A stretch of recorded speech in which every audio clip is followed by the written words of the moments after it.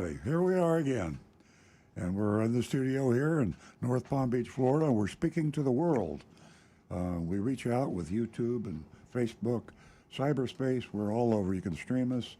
We're on the old-fashioned radio. We're sitting in an old-fashioned, very old-fashioned, as a matter of fact, radio studio. We're having technical problems here, there, and again, but we overcome. We shall overcome, and our computer's not working again to get the phone calls through, but we're going to do group text, so there's always a way around every problem. And we will take your phone calls, which are very important. If you're new to this show, you haven't heard Earl on Cars before, you're in for a treat. If you heard the pre-recorded introduction, that's what it's all about. We're going to tell you how to venture into a car dealership for service, maintenance, or to buy a car, God forbid, in today's market. But if you have to go in and buy a car, we're going to tell you how to get by with the least pain and the least financial damage.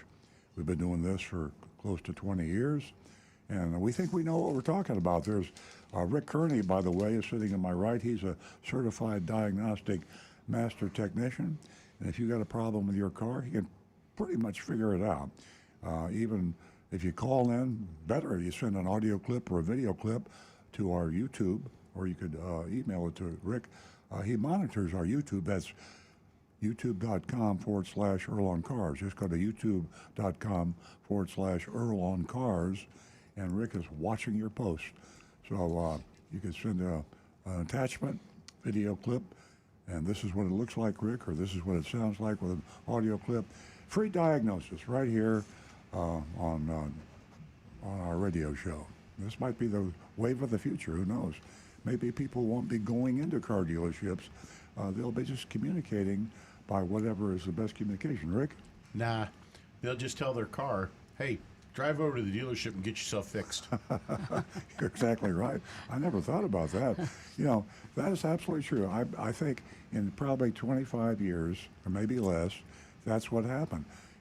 You'll get a text from your car, and they'll say, because you will not be needing me between 2 and 4 a.m., I'm running over to the service department, and I'll have myself fixed. I'll be back by 4 a.m. If there's a problem, please text me within the next 3 minutes.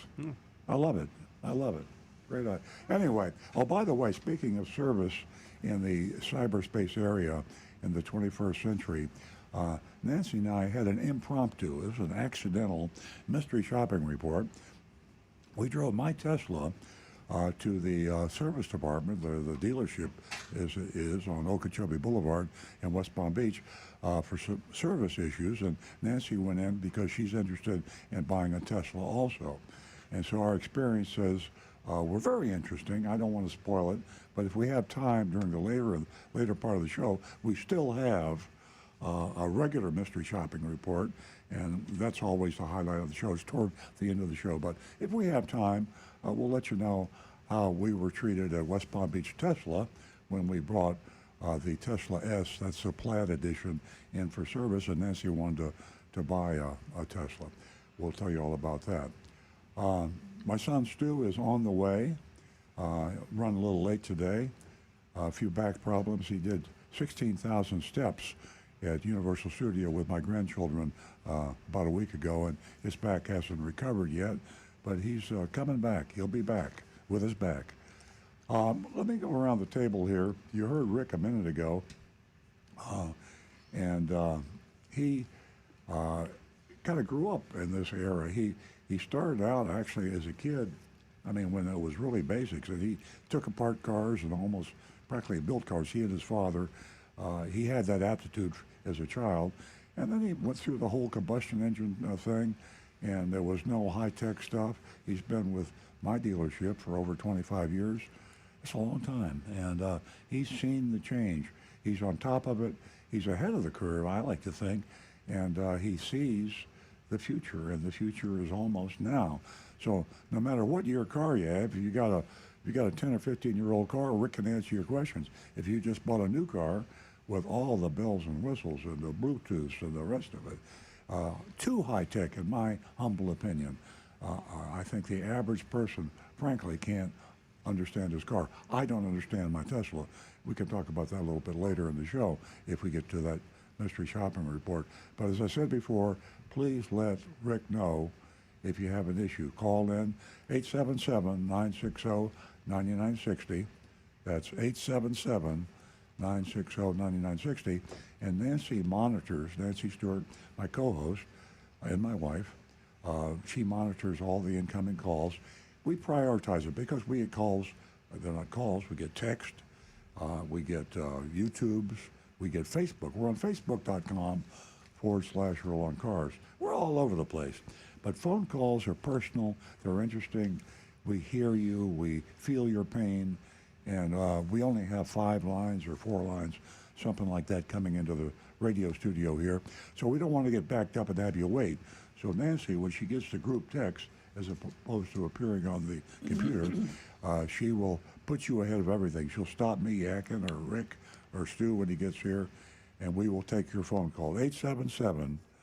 877-960-9960. And by the way, Nancy is a very strong female advocate, and a lot of change. We talk about electronics and high tech and quantum computing and all that other stuff, but the woman's revolution has really been front page news for a long time, and women are taking their place beside men, maybe a half a step ahead.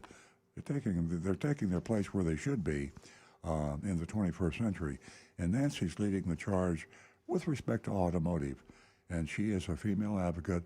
She has built our audience almost to parity, 50-50 women callers. I was in the dollar store yesterday, killing some time, and I was approached by 2 women that said they listened to the radio show, and they were very, very appreciative of Nancy Stewart and what she does to include women and encourage women to participate. So Nancy's got a special offer. I'm going to turn the mic over to her and let her tell you all about it. Thanks. Good morning, everyone, and welcome. As Earl said, we have a great show ahead, a lot to cover.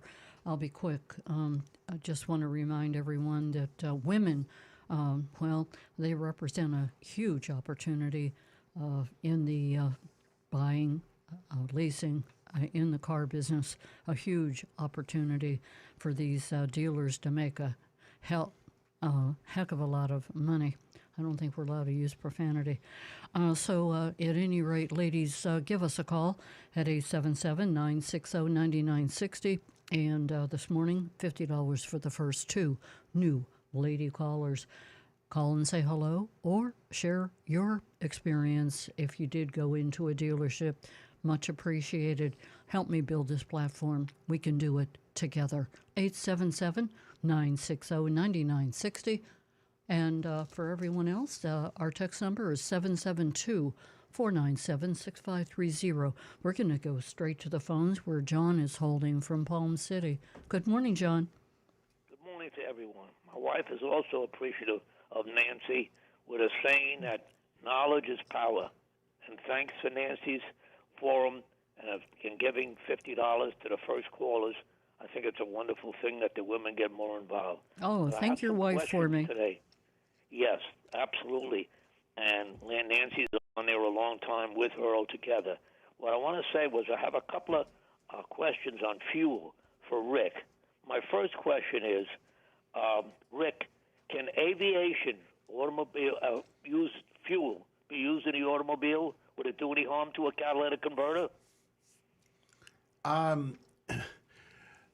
It used to be back in the day they used avgas or aviation fuel in a lot of the muscle cars, mainly because it had a higher octane rating and would burn slower and produce more power. It's really not recommended in modern cars. You're better off stick with a good automotive fuel. Modern cars, their engines are tuned way differently. They're designed differently. And let's leave the avgas in the airplanes. John, you there? Yes, I'm here. Yeah, well, Yeah. Rick's advice is leave the gas in the airplanes. Aviation fuel should stay in airplanes. That's the best place for it. Yep. Okay, the second question, we're fortunate enough here in Florida to have Rec 90. You can use it in your lawnmowers, use it in the boat. What Yep. that basically is, no ethanol. And we're concentrating today on gas mileage, the maximum we can get. Is it worth the difference in price to put it in our modern cars, use Rec 90, and the difference with the better gas mileage? Would it be worth it to spend the extra money to put this Rec 90 in our cars? Not really, because unless you find a station that is selling Rec 90 that is maybe 5 or 6 cents more than the regular 89 octane fuel. I don't think that'll happen. I don't think you're ever going to find it. The 87 octane fuel, Rec 90, most of it, they charge huge money for that, and it is intended for, like John says, the big lawn equipment, boats and the like that are not designed to have ethanol fuel. Ethanol is basically there. It's kind of as like a fuel stretcher. It's supposed to be trying to help improve the burning of the fuel a little bit. It does cause a small loss in fuel economy, but the fuel economy you might get from using Rec 90 is not going to make up for the added cost of it. You're actually better off to just modify your driving habits and work your fuel economy by way of doing that. Choose slower roads, go real easy on your gas pedal, easy on the braking, coast a lot. There's ways to improve your fuel economy just by changing your driving habits. The reason I mention is my friend has a 57 Chrysler 300C. That's the true Hemi engine. Has 2 4-barrel carburetors. And he used it in there, and he said that car never performed better. You know, that's a high-performance engine for that era, especially in 57. Right, So but that's he swears by it on that particular car. yeah, which is a high and that's the horsepower, exception. you know. It's a complete different animal. Right. John, I'm looking at a picture I took the other day. Nancy and I had lunch at the River House restaurant, and the marina next door is selling Rec 90, selling the gas, for marine use boats and the diesel. The gas is $7.30 a gallon, and the diesel is $6.65. Wow. So Boy, I don't think. I'm glad I don't own a boat. Yeah. Who can afford The that? third thing I wanna ask $7.30 for gas. The ethanol, when they first started it, it probably was a good idea. Now the president signed legislation that we can have legally up to 15% ethanol and use it in our car. It's a little bit cheaper, but isn't ethanol very corrosive and dangerous? I mean, I read it takes 22 pounds of corn to make 1 gallon of ethanol. And if somebody like Earl would put that 15% in his 37 Pontiac, look out. I mean, all the lines, the fuel lines, the carburetor, the fuel pump, the rubber parts would deteriorate completely. So what's Rick's opinion of us using this ethanol in the gasoline in order to stretch the budget of the fuel? First thing you do is look on your fuel cap of your car, and it will tell you what you can run for a percentage of ethanol, up to 10%, up to 15%. And on those very few vehicles that are left that are flex fuel, they can run the 85% ethanol. Well, good luck on those. But myself, 90% of the cars out there are already, if they're less than 5 years old, they're already designed and rated for the E15 fuel. And it's completely safe in those. If you do have an older car, just look at the sticker on the pump. Make sure it's only 10% ethanol. That's great information. I thank you, Rick, for that information. Well, thanks for the call. My pleasure. You always got the great questions. We really appreciate your calls. Yeah, we appreciate you. you, John. Have Thank you, guys. great Thank you. weekend, and thanks for being part of the show. 877-960-9960, or you can text us at 772-497-6530. And here's a website that, I haven't mentioned for a while, but here's how you can find out whether or not the car dealer that you're dealing with is breaking the law. Go to www.floridalawprotectingcarbuyers.com. It's a great place to go. and Earl wrote a great blog about the breakdown and, well, all the the terminology that's used. He broke it down in, well, the kind of words that we can all understand, because you know how difficult it is to read these. What do you call it, Earl? These Fine print. Fine print. it's more than just fine print. Legalese. Yes, there you go. Legalese, yeah. Yeah, this legal terminology. So go to www.Florida Law Protecting Car Buyers. We are going to go back to the recovering car dealer. Well, just to announce that Stu Stewart is in the studio Hello, everyone. with a back that is walk 16,000 steps with my grandchildren. And 16,000. That was last weekend. Oh, like- This weekend, it's more like 16 steps with my. oh back yes, issue. well I mean yeah, but Last weekend I was. yeah, that's what caused the back miles. problem. You know, so Stu's in charge of our mystery shopping report, and if we don't have any phone calls waiting, I'm just going to mention a impromptu mystery shopping report Nancy and I had. My Tesla, I had a little problem. I was backing out of the driveway about a week ago, and suddenly everything went black, not with my eyes, but with the dash and all the lights of any kind on my Tesla. With a Tesla, to go forward, you have to reach up and touch the screen and move up for forward and back for down. I couldn't see where it was on the screen, so I kept backing up. When I wanted to go forward, I ended up in my neighbor's yard across the street. That disturbed me very much, and probably almost as much as my neighbor. Right. So Dr. Bourne. I finally got lucky, and I hit the black screen and moved it forward, and I started to drive to the dealership, and then I said to myself, this is crazy. Why am I doing this? Because I couldn't see turn signals. I couldn't see odometer. I couldn't see any of the warning lights passing. So I was flying blind in my Tesla.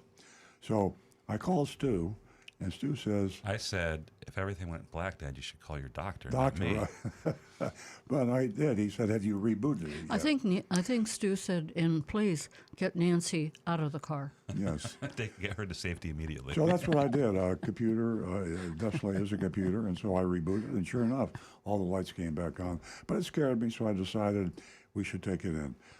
Tried to make an appointment, and I had to make it for next week. They checked my computer. They checked my computer on my Tesla, and said everything's okay. Whatever happened was a glitch. Yeah. Somehow I didn't feel totally comfortable, but it probably won't happen again, Most and likely. we see nothing wrong. But I had some safety campaigns, recalls, that I had to get fixed, so that was for the following week. So that's where the impromptu mystery shopping report comes. Nancy and I drove to the Tesla dealership on Okeechobee Boulevard, and we pulled in. And it was very few cars, very few people anywhere. The service department looked like it was closed, so I had to pull up and I parked. And then a young man walked out and said, "Are you Earl Stewart?" I said, "Yes." He says, "I saw your car pull in. I was expecting you." I said, "Great." I said, "How long is this going to take?" He says, "Well, unfortunately, we don't have the parts for both recalls." I said, "Oh." When will you get them? He said, "Well, we're not sure. It'll probably be weeks." So I said, "Well, would you like to do the one?" I said, "Do you have a loaner car?" They said, "No." And I said, "Well, I think what I'll do, I'll wait and I'll come back when you have the parts and you can do both." So I got back in the car, and Nancy and I are now going to go to lunch. I looked at my iPhone, and I couldn't bring up my Tesla app because it was locked in service mode. It was telling me I was in the service mode. They tell me I was in the service department, but I wasn't. I was on my way to lunch. So we went to lunch, and Tesla owners know this, but if you're not a Tesla owner, you can't do anything in your car without your iPhone or your smartphone because your app controls everything and opens the door, closes the door. If you don't have your iPhone, you can't even open the car. So I look at my iPhone again while we're in the Tesla store, in the restaurant, and it's still in restaurant mode. So I panicked. We had to Earl, call. let me intervene. Yeah. But on my telephone, I looked at my Tesla app, and they were telling me, they were giving me information, and it was in reference to military time. Yeah, That's true. So anyway, And that's not hard to figure out. anyway, the good news is we did get in the car, and we found after contacting Tesla, which was a project, they said, "Oh, we're sorry, we left you in the service mode." So on the way home, our apps flipped over, and we lived happily ever after. So that's an impromptu mystery shopping report. But you got a taste of what people go through. Yeah, what people go through, and Nancy has a few words. I know she was quite upset about it, and I was too. I'm not sure if I'm allowed to say what I want Well, on no, the air. no could be on- obscenity or profanity, just I'll just break it down to, I live my life that like this. I want to treat you like you would treat me, and vice versa. And I'm not going to ask you to do anything that I wouldn't do. And that's basically how I live my life. And I really found that, there's no bashing of Elon Musk, no matter anyone who's listening right now. Elon Musk, he's pretty smart. He's very smart. He's very rich, and he's very arrogant, and he's very pompous. All those things set aside, he has a great product. But goodness gracious, what happened after you purchase the vehicle? After you purchase the vehicle, we have to treat each other like human beings, and I didn't feel that when I sat in front of the Tesla dealership. I certainly didn't feel that. With all of the text messages that came across Earl's telephone up until a half hour that we pulled up at Tesla, and by the way, we came quite a distance. There was no indication that parts didn't come in. There was no software updates for anything that was going to happen that afternoon. And it really wasn't that important to anyone that we came such a distance and found out that we were left holding the bag. And then to leave the dealership and to think to ourselves that the car would shut down because it was in a service mode. Who was in charge of all these texts? Because they were so frigging inaccurate. And it just didn't have to happen. okay. We'll keep you posted on the Tesla saga and the next appointment, and we'll check with Stu. Well, I wanted to say there was another moral to the story is, folks, if you're listening, rebooting anything works like 90% of the time. I was in, not in a Tesla, but I was in a gas-powered Toyota 4Runner with my daughter, and she couldn't get her phone to make the Apple CarPlay go on. So we went through the troubleshooting thing. Finally, I said, "Hey, listen, at the next light, I'll reboot the car." She goes, "You don't have a Tesla anymore." I'm like, "Well, I'm going to reboot this car." So we got the light, turned it off, turned it on, and then Apple CarPlay started working miraculously. Yeah. So Yeah. that's the little And, helpful and hint. there's a lot of stories like that, but there's also a lot of people that don't even realize that. I learned that myself because of Earl a long time ago. Pull the plug, Yeah. put it back in, or what you It's kind just of explained. It's kind of like a joke, but it You works. know, it was a joke years ago. Microsoft, the whole thing Yeah. when computers were new, the joke was, everybody knew you reboot a PC, but then the joke was, maybe if you were driving a car, if you just turn it off and turn it back on, it would Right. fix it. Well, now Now it does, exactly. that's true. It's because they're rolling computers, as you pointed out. Let's jump into some text. We have one from Anne Marie, if you guys are ready. Yeah. Anne Marie says, "Good morning. I got a couple of questions about hybrids and EVs today. One, please correct me if I'm wrong. I understand that hybrids use the electric motor for in town, where the stop-and-go driving helps recharge the battery, regenerative braking, and that they use little to no gas with stop-and-go driving. I heard a guy say that he could go a year with just one fill-up because he only uses his hybrid in town. If this is true, wouldn't the gas go stale by the time he refueled? Let's address these one at a time. So this is interesting, real quick, because Rick is, I think, the holder of some record.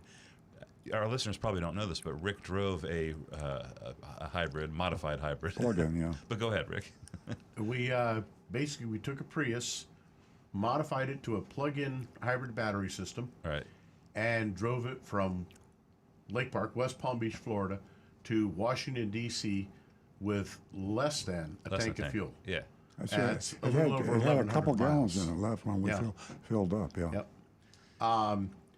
Actually, plug-in hybrids, which there's quite a few of them on the road now, where you can plug the car in. You could do this. It costs $1 maybe to charge up that battery overnight, and it's charging a slow charge at times when peak electricity is off. So you're using very little cost to charge it.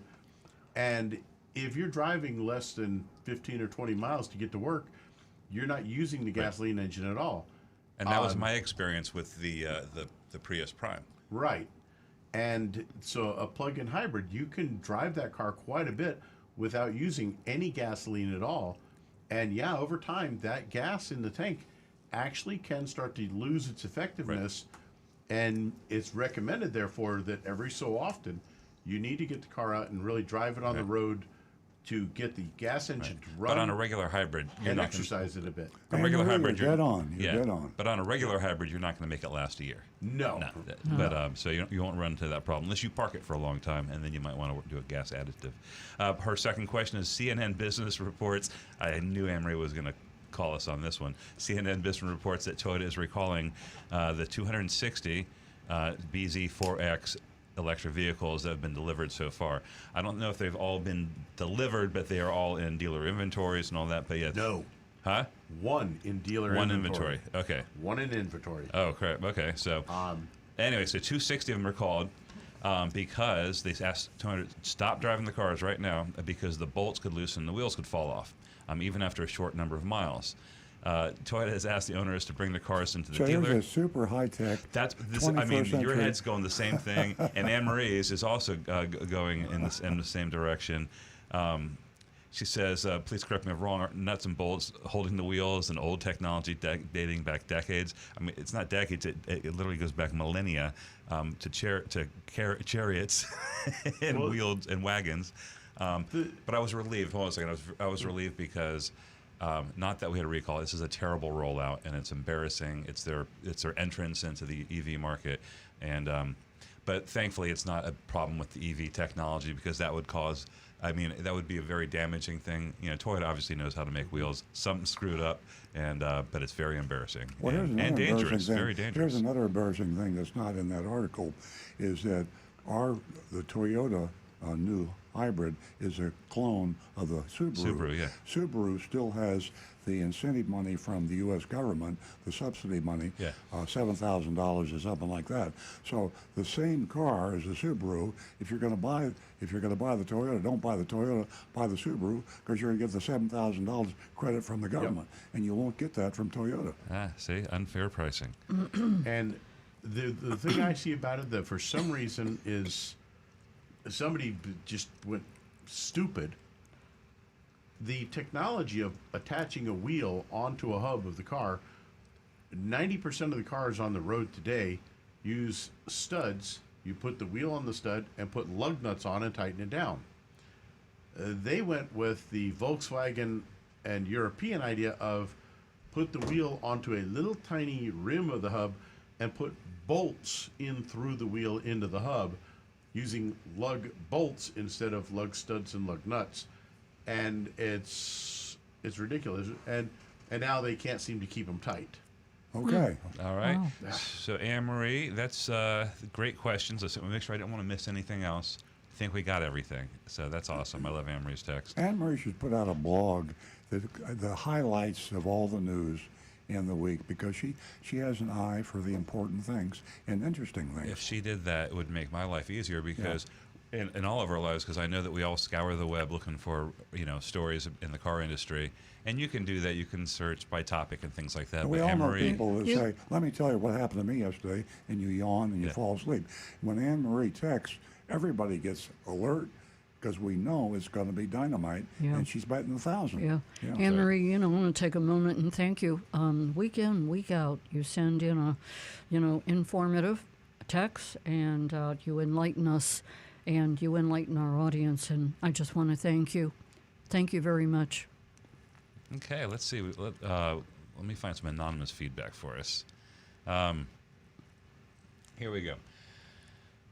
Hello, is it worth the price difference to buy a hybrid instead of a regular gasoline or diesel engine if I plan on keeping the vehicle for about 15 to 20 years? I say absolutely. I think I think everybody would concur with that. Hybrid, hybrid arguably could be could be the thing that delays the all-electric vehicle, because it is such a it takes the anxiety, the range anxiety away. Maybe I'm old-fashioned, but the idea of driving a car that can also use gas makes me feel a little bit better. There's a whole lot of gas stations out there. Gas might be overpriced, but still, if I'm going cross-country, I would feel more comfortable in a hybrid, and I think it'll be that way for a while. And Always have a contingency plan. Yeah, backup. It's a backup, yeah. And then the second part of the question is, are the hybrid batteries still dropping in price to replace? I have a gasoline engine, and my car is almost 14 years old. Thank you. They have come down, but what's the current I price? don't think anything's dropping now. They might have gone back up. It's Historically, hard to- A little. Yeah. But actually, the other side of it is the quality of those batteries has started coming up. While the price of replacing it has come down some, the quality and the lifespan of those batteries has actually increased quite a bit. But the cost of the metals must have be going up with this. inflation. That's one big factor, yes. Yeah. All right. Okay, we're going to go back to the phones. Marty's holding. Good morning, Marty. Hi, good morning. How can we help you this morning? I got a question for Rick. Okay. On RAV4s, on all of them, do they have the auto stop-start feature? And if they do, is there any way to permanently disable that? No and no. I know my wife's 19 RAV. It's an XLE, does not have that feature, which is why I'm still married and not divorced, because if it had, she'd have either divorced me or hidden my body somewhere. And the ones that do have it, unfortunately, every time you get in the car, you would have to push the button to turn it off. However, if you just kind of get in the habit, push the button, turn it off, you won't have to deal with that incredibly annoying, practically useless feature.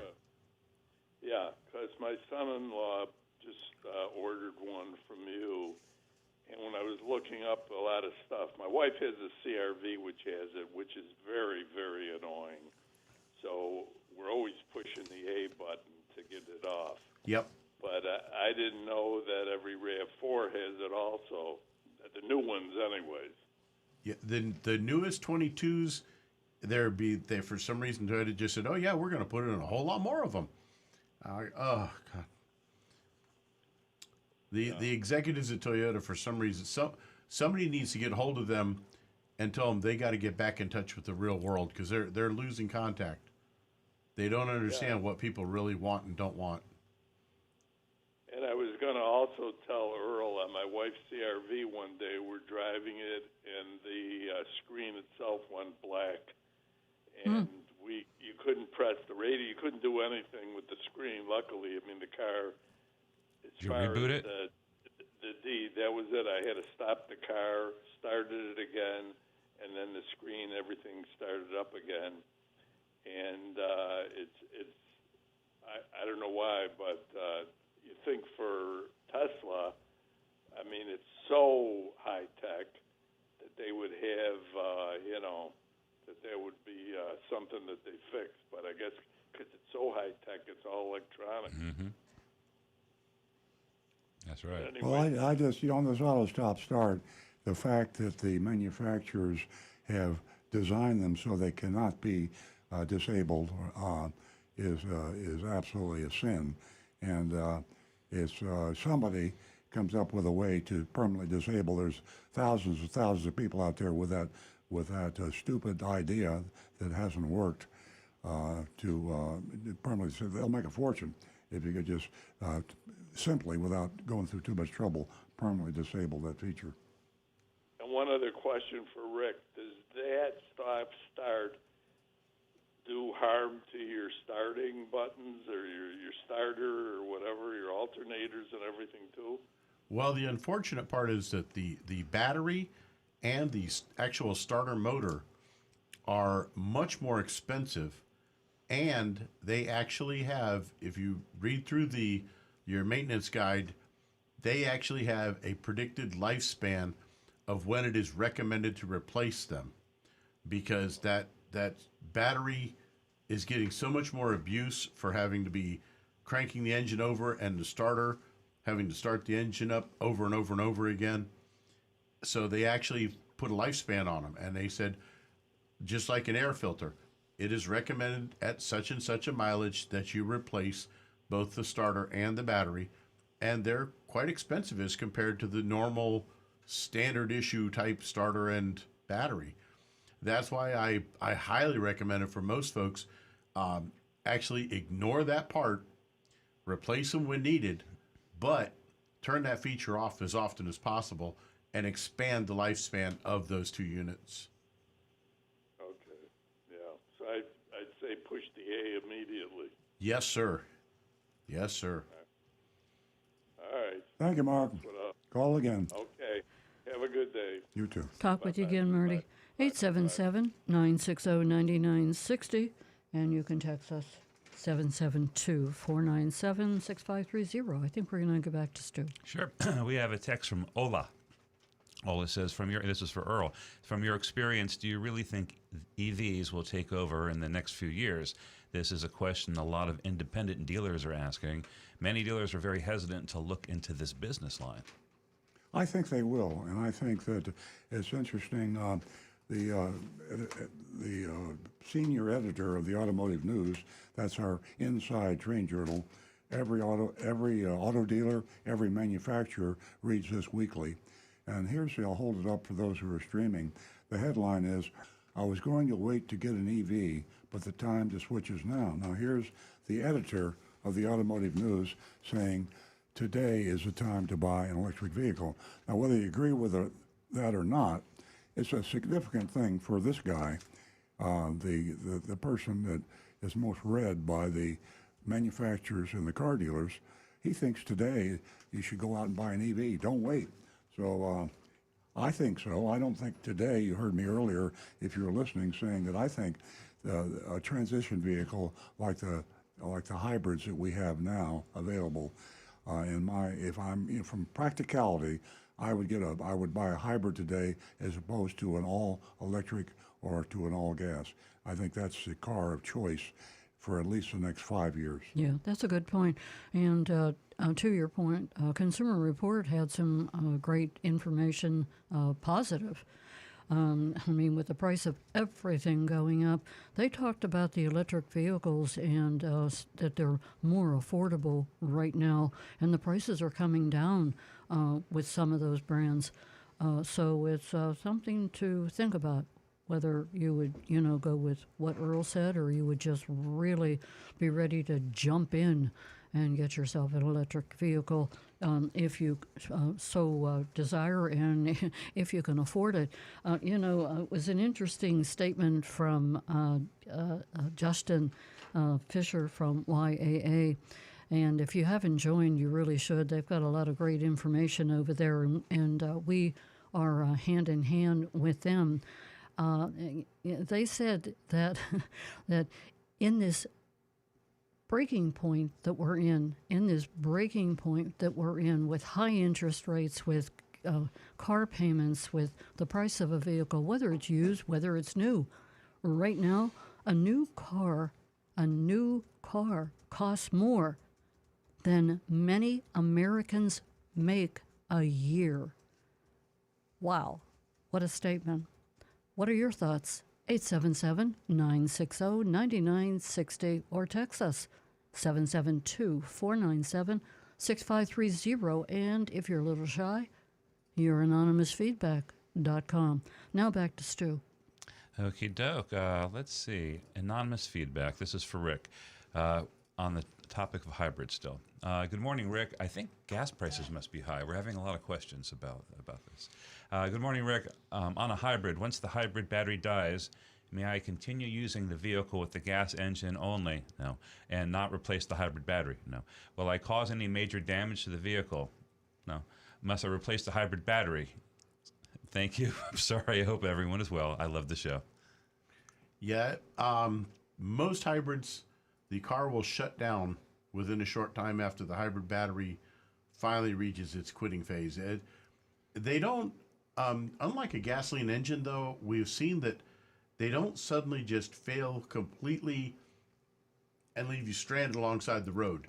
It's like the battery starts failing and it gives you a few warning gas, some warning signs saying, hey, the lights will come on and you'll get the hybrid alert on the dash.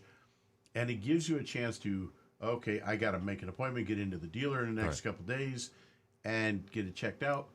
And then you've got a chance to get it repaired without being stuck alongside the road in the rain, in the dark, like with suddenly, waiting on a tow truck. Right. I got a question. So when they fail, I mean, there's individual cells in the battery, right? Like Yes. if a cell in the battery fails or is failing, does that necessarily mean the battery is it going to indicate to you in the car you got one going, or can one go bad and your car still run? It will still run, but the only indication you'll have is just a warning light. Okay. It's just a generic warning light, says hybrid issue. When you have an issue like this, is it possible that you're just having an issue with a couple of cells and it's an inexpensive repair, or is it once you have a cell going, the whole thing has got to be replaced? Now, the original intention was to be able to replace individual cells, but that never came about. Okay. It went to replace the entire battery as a unit, and that's just been the way that it's been done. Yeah. I just checked a hybrid battery on a Prius cost of a replacement on Amazon. Oh. And you can buy one on Amazon for $2,169.99. Wow. So That's about in line with a Toyota factory price, yeah. so it's That's not bad. That's great. They've come down. Just it's very heavy. Get somebody to help you to lift it. Yeah, and now bear in Use your mind, back. Don't use your back. Use your legs. and get find a qualified technician Yes. to do that job to replace Or get it. a And what did they originally cost new back in the day? Oh, and So- when they first came out in 2001, when the Prius first hit the shores here, and everybody was wondering how much would that battery cost, it was over $10,000 Yeah. for the battery. Okay, there you are, folks. We're That's in a an huge inflationary reduction, phase. 80% Here's reduction. a deflation. You know, Prius And that- batteries dropped in price. That was 80%. 20 years ago. 80%. Yeah. That was 20 years ago. Yeah. It was $10,000. Now, 20 years later, it's $2,000. Exactly. Well, that's mean, More good news. So the caller, you can replace the battery, and you will save enough on gas to pay for the battery by running on hybrid, because you have no choice anyway. But Exactly. you should replace the battery. That's the reason I said you won't hurt the car by doing it, because the car won't do anything. Exactly. Right. Yeah. And as a matter of fact, in 2001, when Priuses first hit here, it was still a learning experience. We actually had a customer after a couple of years that his gas engine wouldn't fire up. He'd run it out of fuel, and he kept restarting the car, trying to make it run on the hybrid system until he actually depleted the hybrid battery. The safeguards weren't there to prevent it, and so, just to brag a little bit, I'm one of the first people in Southeast Toyota, the whole southern United States, to have manually recharged a hybrid battery and saved this customer the cost of replacing the battery, because he had drained it right down to nothing. Holy mackerel. But since then, now there are safeguards built into the software. It will not let you deplete it that far anymore. There we go. They learned something. Yep. All right, I got some more anonymous feedback here. This is a great question. I wish it wasn't anonymous, because I want to praise the person.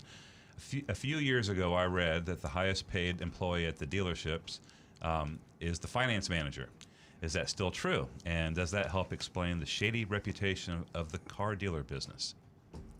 Well, I would say they're the highest paid employee at the car dealership, but they are amongst the highest paid people, and certainly of the whole dealership, not just the sales department. And the reason for that, gosh, I guess it's because a good F&I person, someone who's very, very skilled at taking advantage of people. I shouldn't say that. Yes, there's honest ones too, but they're highly in demand, and they're highly paid individuals. They're paid a percentage of the profit of the things that they can sell you and sneak in on you in the finance department. And Let me hold up a article in the current automotive news.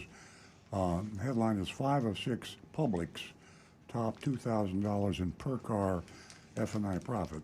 Now, the Publix are the publicly owned automobile dealers. They include AutoNation, Sonic Automotive, Group 1 Automotive, Asbury Automotive, Lithium Motors, and Penske. Now, you probably haven't heard a lot of those names. I know you've heard AutoNation. That's because the other publicly owned, these are traded on the stock exchange, they own 10, 20, 30, 40, hundreds of dealerships, and they changed the name. So they don't say Sonic Mazda, they don't say Group 1 Toyota. It's another name. But the basic thing is, if you take the top 6 publics, you're talking about almost half of the cars that are sold in the United States. Now, these dealerships, this is a slice. The reason we know this is because they're public corporations. They have to disclose to the Securities Exchange Commission where the money comes from. And so car dealers keep their financial statements extremely secret. You really don't know. The manufacturers see them, but they keep that secret too. Even our association, National Automobile Dealers, keeps all the numbers secret. Well, the publicly companies have to disclose. So, AutoNation, in the first quarter of this year, on every car they sold, and that's Chevrolets, Fords, Buicks, Toyotas, they own about every type of franchise, Cadillac, Lexus, they're huge all over the United States. They made, on the average, $2,691 on every car they sold, new and used, whether they financed it or not. Now remember, some people pay cash, so they make zero. You know, the guy comes in, he writes out a check for his Lexus, and his chauffeur drives him home. You know, they don't finance the car, but that still is counted in to the denominator when you're actually measuring the per car finance profit. $2,691, and every one of these groups, except for Penske. Penske is only $1,932. Now, when you consider that the car dealers are making probably on average, I'm gonna throw a number out. Stu probably knows better than I, but $4,000 a car on new profit. Just on the front part. On the front part. Yeah. Add another 2,000 of that. So. Because they're getting the 2,000 on the back end, so they're making. I think you're light. You're light by a couple of thousand. Well, some dealers I'm light by a lot. Some dealers I'm not, but yes. On the average, you're probably right. 6 or 7 maybe instead of 4. I don't know. Point is, the finance department has always been, except during the shortage of supply. Now suddenly the front end has become more important, but be careful when you finance your car. Especially now. Yeah. There's a lot of factors that are not apparent to.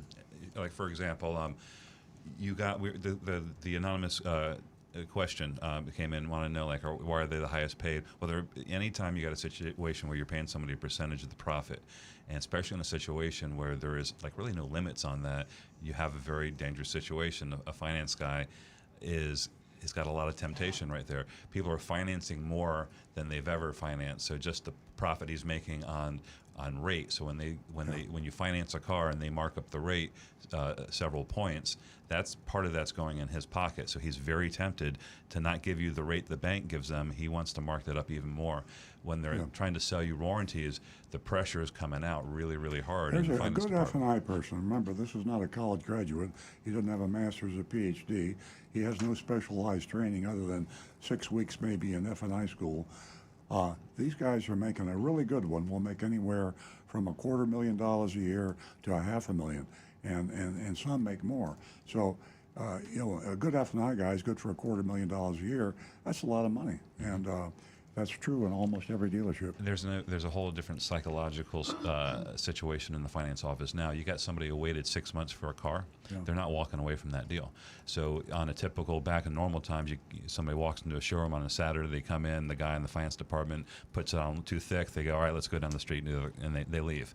People aren't leaving now. They got too much in the line. I didn't even think about that. Yeah. If they lost and they think they got a decent price on the car, they might never find that car, or they might never find that price. Right. So you say, I'm sorry, this is the lowest interest rate I can get you. Take it or leave it. And they take it or leave it. Right, and also the psychology is different on the sales end of it too, because there's no fear, because they don't care.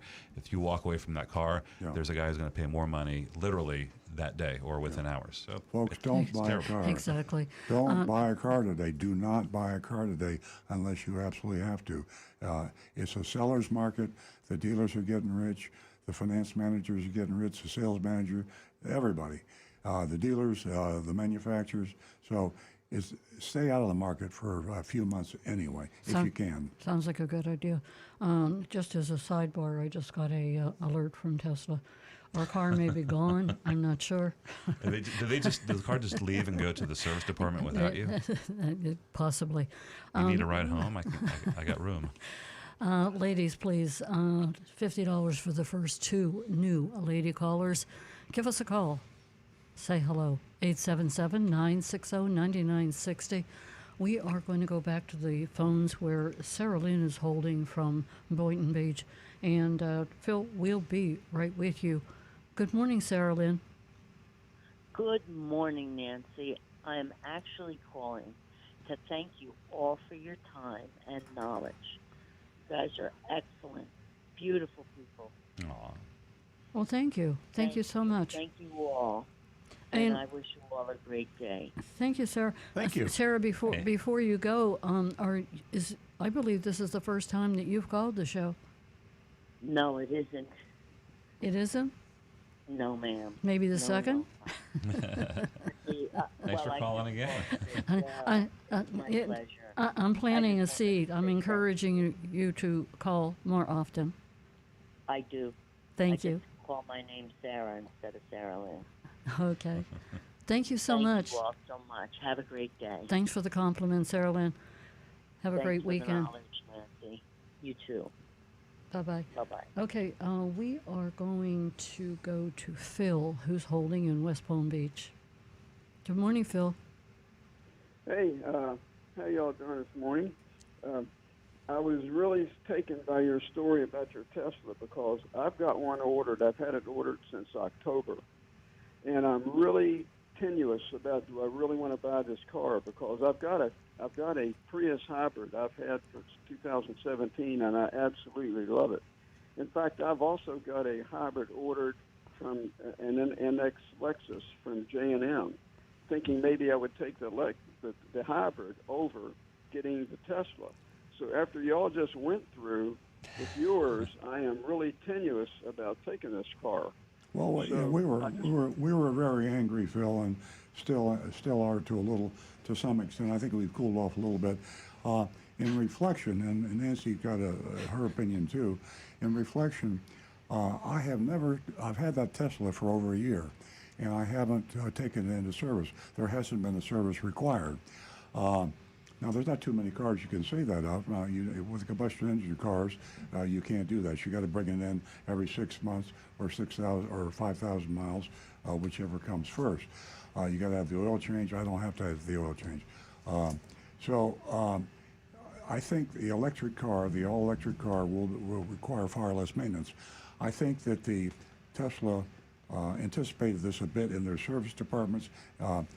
I think the problem that we're seeing with Tesla, Nancy and I, are that one thing, it's almost impossible to get them on the telephone. When I bought the car, I could not get people on the phone.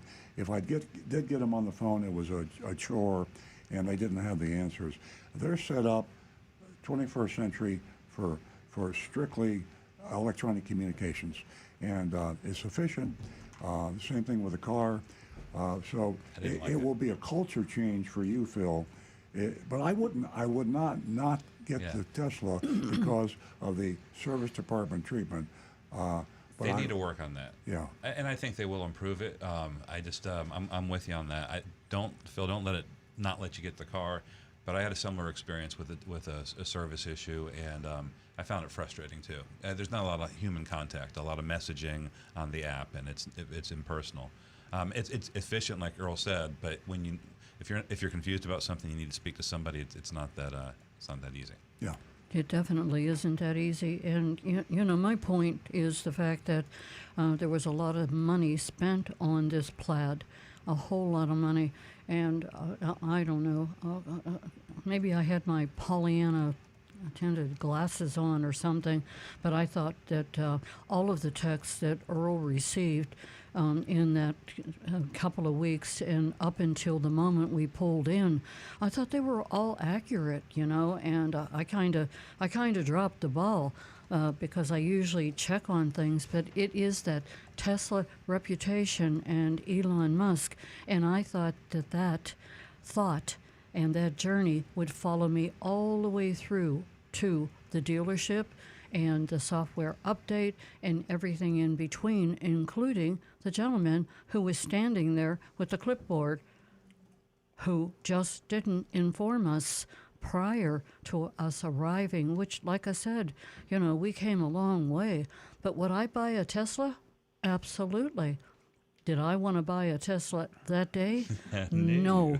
Earl said, come on. He said, let's go in. I says, you really don't want to take me in there.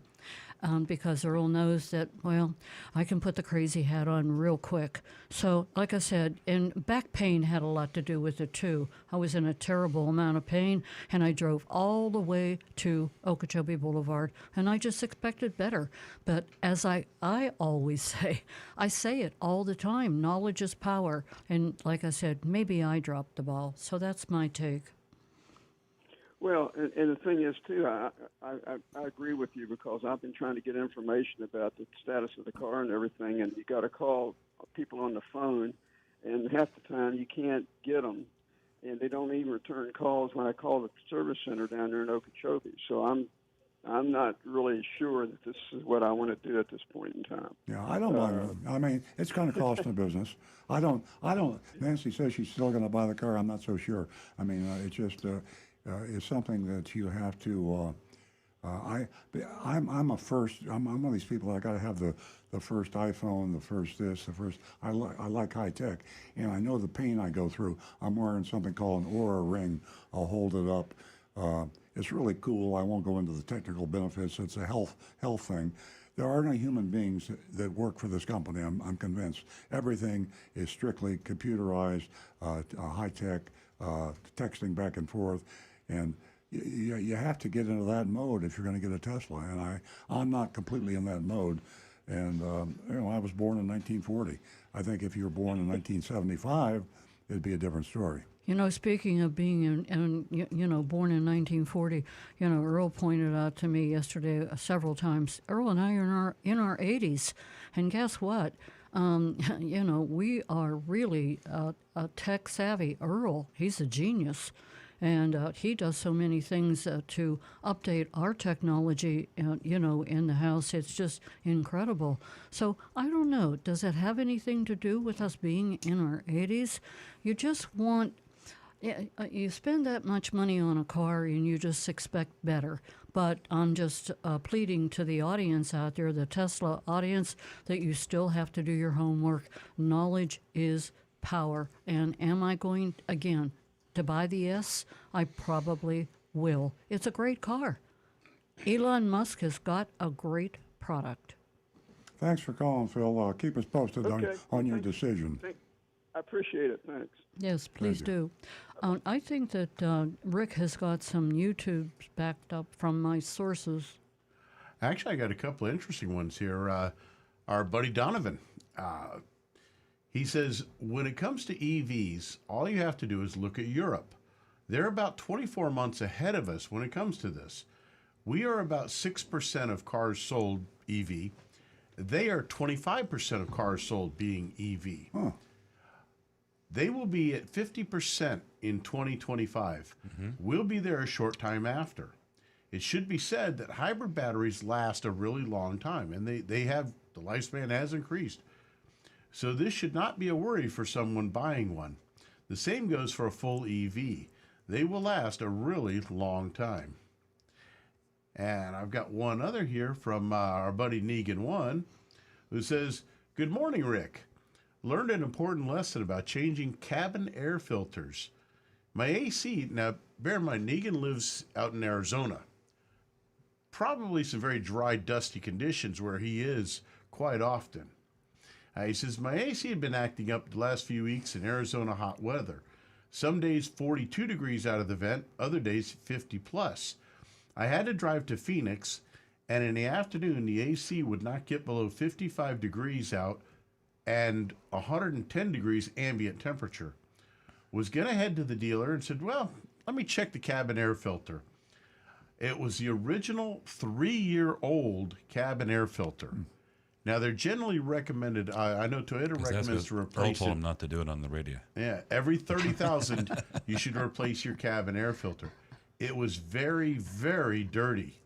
He changed it out, and it's now getting back down at 42 degrees where it should be. And he said it was also causing high refrigerant pressures.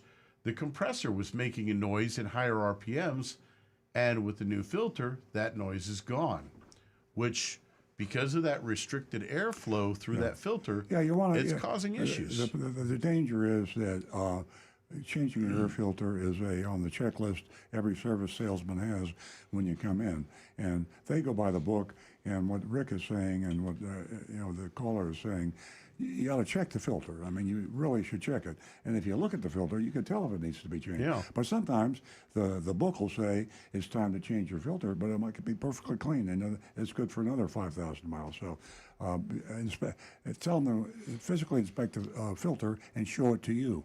Exactly. And bear in mind also, a lot of folks I know have allergy issues. I've got some. And there are available activated charcoal filters. They're a much higher quality material. They are more expensive. But if you do want to consider this for health issues, replacing your cabin air filter with one of these activated charcoal filters helps reduce that pollen and stuff that might get by the normal paper filter and could help improve your quality of life a little bit. So just something to consider. Yeah, absolutely, Rick. That is a great point. And all of us have these crazy allergies, and some of us don't. Some of us don't even realize how serious they can be. Did you say you don't? No, I said not all of us. Yeah, well, Earl's an android. Y'all know that, right? He's actually not. He's an android. Who are we talking about? I mean, here's the man. He sneezes. Surprise. 20 Oh, that's just in his programming. One last quick one here. A question came in from Ernesto. He says, do hybrids have the same auto start-stop feature like a regular ICE or internal combustion engine vehicle? And they actually do, but bear in mind that a hybrid car has no starter motor and the 12-volt battery only turns on the electric systems. It's the hybrid battery and the big electric motors that start and stop the gas engine. So those units, it's like comparing a fly to an eagle. I mean, it uses almost no power to start that gas engine from the hybrid system. I had a flashback on Prius when they first came out, and I was at the dealership. I went up to the floor garage. We had a bunch of Priuses parked, and I was just wandering around, and I kept hearing these cars start up. And by the time I got over there, it was off again, and it was the Priuses that were starting up as I was up on the floor all by myself. It was like a ghost pilot was getting in these cars and starting them up, but it was just the automatic. They keep them going after a while. Well, actually a lot of them have or had at one point a solar roof. Oh, that the roof panel was a solar cell. Yeah. And it would actually start the blower fans to help circulate the air and keep the inside of the car much cooler. Why did they drop that? I don't know. I guess the expense of the solar roof. Yeah, that's what a lot of people didn't want to pay the extra money for it. That's what it was. Yeah. But it was one of the features that, although it was a bit expensive, it worked. We got any more YouTubes there?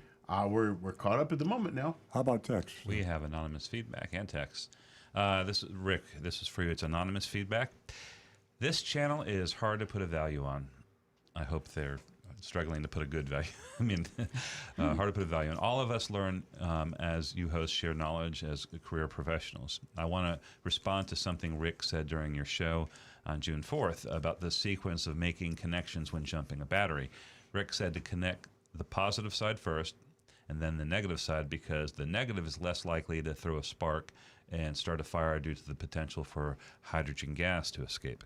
My knowledge as an electronic tech says that there is no difference in spark at either polarity. The voltage potential is there unrelated to which side the load is on. The car electronics are merely a load. Imagine you were connecting a different load like a 12-volt headlamp to a battery via jumper cables. You will still get the same spark no matter which terminal connects last. What do you say, Rick? Actually, that is partially true, but remember that what I recommended was hook the negative cable on the weak car, the weak battery last, because it's going to be turned off and not drawing as much current across those cables at that moment. And once you have it connected, that's when you're going to start it up and it will draw the current. So that weaker battery has a lot less voltage potential available to it and therefore less chance of a spark. There you go. Okay, I didn't understand that. Oh, it was the spark was the issue. Right. Yeah. Because when you're making that final connection, I see, yeah. creating a spark, if there's any hydrogen gas has collected near that battery, Could explode. there is that small potential of A a flare. fire. And so you just, Is it a fire that's going to burn the hair off your knuckles, or one that's going to explode the hood off the car? Yeah. Small? The smaller one. Did you say small? A small There's explosion. a very small potential, For a small Small explosion. a potential? little small flash. Yes, a small explosion. And we're talking something happens once in a million Did chances. it ever happen to you? No. Never. All right. Your father must have told you from the get-go. Well, there's a lot of the old wives' tales, but just Yeah.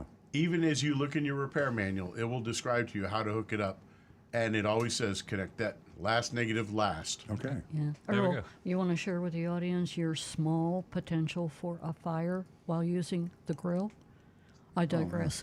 Ladies and gentlemen, 877-960-9960, or you can text us at 772-497-6530. Don't forget, ladies, I still have $100 right here. $50 for the first 2 new lady callers. Give us a call. Give us a shout. Give us an experience. It doesn't matter. We just want to hear from you. 877-960-9960. We're going to go back to the phones, and thank you, Frank, for holding. Good morning, and how are you? Oh, Yeah. boy. Hey, Frank. Hello. Hey, Frank. We hear you. I called last week. I got another question for Rick. My dashboard said that the battery is getting weak in my fob, so I changed it. Went out the car, and it wouldn't work. So I took the key out, opened the door, went in the car, and the dashboard said, hold the key near the start button, put your foot on the brake. But the car wouldn't start. So I went back in the house and got another battery. Apparently that one was no good to begin with. Put it in and it worked. But why didn't the car start when I followed the directions? Now that's a difficult one, because normally the immobilizer chip that's in your fob, if you hold it up directly against the power button, that's where the one of the rings is that will detect that chip. You need to hold it with the emblem side against the power switch, though. If you actually had it backwards, sometimes that creates just enough gap that the signal won't travel far enough. So they always say hold the emblem side. I'm sorry? I didn't do it that way. I just held it up. And I was in a hurry because I had a doctor appointment, so I just went in and changed the battery. And, okay, so I'll know if that ever happens. Yep. But If I changed the battery as soon as I saw the warning there that it was getting low. Right. Yeah, you might have got the battery you got might have been dead for some reason. But yeah, in case even if the fob gets wet, say you accidentally go in the pool or in the water with it, and it does kill that fob to where it doesn't work, that chip will still work. You just hold the emblem side directly against the power switch, step on the brake, and then press that power button, let me ask and this it will start up. Let me ask this question, Rick. You magnify, you amplify the signal when you hold it up against your head or your chin, and if you held the cymbal side up against your forward, would that be better than holding it up against the? No, because you're not actually transmitting a signal at that point. You're actually Oh, that's using right. the chip itself. Yeah, that's right. That has a range really of only about a half an inch. Yeah, very good. Okay, another little trick, Phil. That'll, Frank, I mean, if it comes up again, you know what to do. Thanks for the call. Yeah. All right. Thank you. Have a great weekend. 877-960-9960. Earl, you know, I forgot all about mentioning you earlier about being a genius. Here you are, you're sitting in the Tesla, just kind of tinkering around, probably doing something more productive than they did down on Okeechobee Boulevard.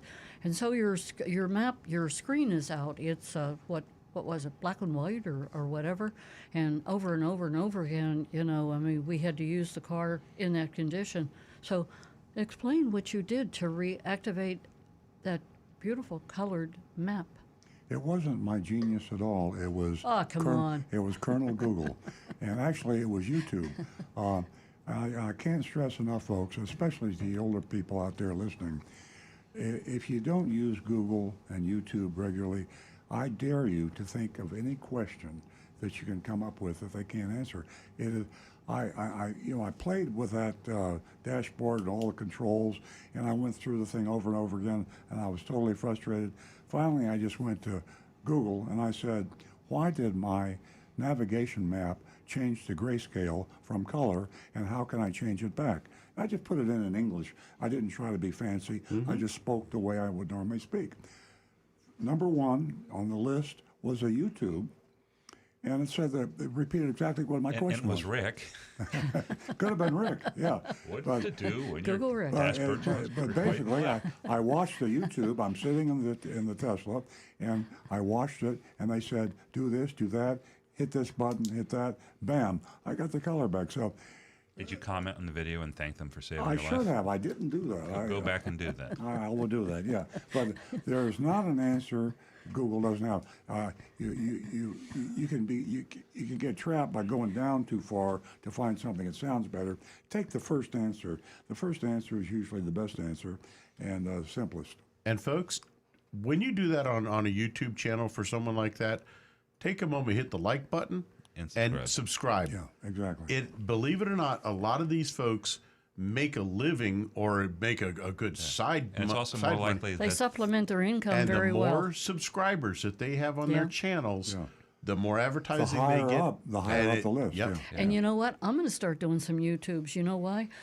Earl told a great story right now, but he didn't start from the very beginning where I had to take the hammer out of his hand and he was going, oh, he charged the Tesla with the hammer and you he stopped started him. out, he started his story at a very calm Right. YouTube. He came in chapter 3. Went to YouTube and, I want that sound as a sound effect He for goes a through ringtone. that so Do you nobody like else. that? But he goes through that to come up with the answer. Then the listeners don't have to go through that. Well, a millennial doesn't have the fit, and I have to overcome You just got to remember my immediately. my 20th century mentality, and then I can enter briefly Right. the world of the millennial. This is a conversation that we have often. Yes. Hey, Stu, sorry to bug you. This is going wrong. I'm like, I don't know. Had you Google it yet? And you're like, damn it. All right. Yeah, let me go Google it. Yeah, exactly, exactly. You and know- I could credit Stu and my other sons for telling me to, because I would Calm down. I would call, I called Travis Jones Right. and said, "Can you tell me? I know you don't work on Teslas." Right. And fortunately, he was busy. Right. I should have never called him. So I had time to fiddle with Google. Right. And I fiddled with Google. I texted him back and said, "Never mind." Well, it's kind of Google. funny because that's what everybody's doing. Like, Yeah. so people call the show, we don't know the answer, we're Googling it. You call Travis, Yeah. he's going to Google it. You call Josh, he Googles it. We just got to know, remember. Google- You just got to Google's remember got- to Google. You got to remember. That's all. Google is probably they're going to be the AI monster that takes apparently over the they- world. they already really, are. yeah, little funny. All hail Lambda. A little funny anecdote is that I believe it was Google fired an employee Right. because 'Cause of the Lambda. employee was absolutely convinced that the They're AI. their AI bot, their AI robot Lambda. was human. Lambda, completely sentient. Yeah. Hey, I read the conversation.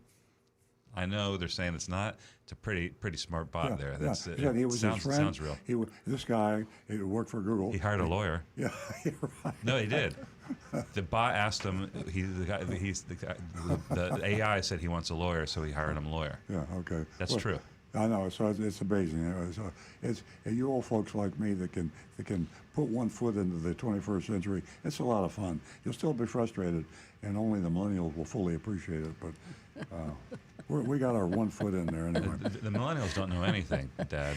It's not the millennials Yeah, who know we're- it. It's hey- not the millennials. It's Gen before Z. that, yeah. No, Okay, no, kids, it's we're the new really kids. backed up now. I lost track. Hey, Jonathan, is that Dick that's holding right now? Okay, Dick, thank you so much. I know you've been holding for a while. We got carried away here. Good morning. Hello, Dick. Hello in Radio Land. Dick, Yeah. yeah, there you are. I'm here. Yeah. Good morning, Earl. How you doing? Doing great, thank you. I called before and talked Tesla with you a year ago or so.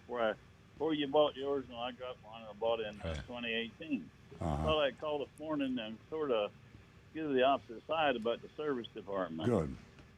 I have had several occasions since late 2018 to have my car done at Jacoby and the previous location. Mm-hmm. The ball's been positive. I've had such things done as just recently my big battery went out, and they replaced that. Wow. Totally kept me on track on the battery. This is like 35,000 miles, but they paid for the whole thing. They gave me a almost new Loaner S to drive for 2 weeks while they got the battery in and all that. And communication was good. I agree, you can't call them. Yeah. Cell phone is, they don't know how to use it or whatever, but I've had good luck with texting them, quick response and whatever. Prior to that service thing, I've had it in for one, I had mice get into my wiring and destroy my airbag system. They fixed that at I thought a minimal cost. The harness had been chewed out. I think it was $400, but that was on me and my insurance company for comprehensive. Mm-hmm. Also had some body damage on a bumper due to the inadvertent accident. And the body shop was great. I didn't even know they had a body while shop. to get it in, and their body shop was great. And Wow. Work came out wonderful. Well, that's good. You know, I just appreciate thought you. I'd listen to you. Yeah, They were I'm taking glad you the damn called. side. Yeah. Nancy and I were talking in the car about this, and as a car dealer, I hear people that call me up and tell me I have the worst service department, and the people are rude and abusive, and they didn't have the part, and I hear this, and they get me all upset, and I call Stu and get him all upset, and then I have to remember that 99 times out of 100, people are happy, and I know that. So we had a bad experience. I'm so glad to hear that you had a good experience out there. It's just it happens, right? I mean, wrong time, wrong day, wrong person. Those things happen. Human beings are human beings, and now I can anticipate a happier experience next time I go out there. Thanks very much. Yeah, well, I just we talked before. I'm into the cars for a long time. I'm a senior judge for AACA for years, and a retired engineer from Pratt Whitney and all that stuff. Yeah. And I've had my Tesla. And I got to agree, I'm a Tesla fan, and will always be because the car is just great. Yeah. But the service is not as bad as some people are describing, and I thought it was worth a call. How often do you bring it in for routine maintenance? I'm ashamed to tell you, I haven't read the online owner's manual, but how often do you go in, and what do they do for routine maintenance? Well, they changed the air filter. That's it. That's it, yeah. So very little maintenance. Yeah. There's no maintenance to it. I mean, I probably could have done that myself. I'm kind of halfway decent mechanic. Mm-hmm. I just thought the services, they're trying to make it better too. Well, thank you very much. Hey, Dick, I have a question for you. Dick, are you talking about the Tesla dealership on Okeechobee Boulevard? Right. Oh, okay. Dick, Did you go one, inside the and- garage with your Tesla? Yeah. Yeah, I was in a garage. What was your feeling, Dick? How did you like the atmosphere? How did you like the conditions? Was it any different from, it sounds like you've been buying cars for a long time, not Teslas, Yeah. but was it I'm any 85. different from I'm any all of up. the other garages that you had been in? Quite a bit different. I'm 85. I bought a lot of cars. So you bought a lot of cars, and I'm Dick. So what's your I'm a car opinion? freak. Opinion was the garage was all but spotless. So it is meticulous. And mechanics are sitting right there. The guy that handles you sitting in the garage. Okay, The that's car all is I there, wanted to he's hear. sitting here. Thanks for your Yeah, phone it's, call. Yeah. Anytime you want to talk Tesla or got a question, I'm a halfway decent engineer on Teslas and a fair amount of experience with travel and charging and all that. So Boy, that's great, Dick. I can't wait to hear from you again. Please give us a call. We'll follow up on the air about our service and how it went. Give us a call I think, again. I would send Earl, not Earl, send Elon a tweet. He apparently listens to those. Yeah. Okay, take Thank care. you I for won't that. take any more time, Okay, but, we. I really enjoy your show. Thank you so much. We're now. We're bye bye. Have a great weekend. We're going to go to Felicia, who's a first time no Felicia. Okay. Bye, Felicia. How about Mary? Okay. Mary, we haven't heard from you for a while. Mary calls us from LaBelle. Good morning. Hello. Yes, I'm We got Phil in, calling Mary. you again with another problem. I have a 2011 Honda CRV with about 120,000 miles on it, and I've had no issues with it until this week. When on two occasions on the same morning, it shut down and the steering locked while I was coasting. Once at about 25 miles an hour coming into a roundabout, and once at about 5 miles an hour going into a parking space. Oh, that's scary. There was very scary. No check engine light came on, no sputtering, no rough idle. What was unusual was I normally don't go below a half a tank. I was down somewhere between a quarter and a third of a tank of fuel. There's been no recurrence since I filled the tank. And when I put it in park and restarted, there was no problem.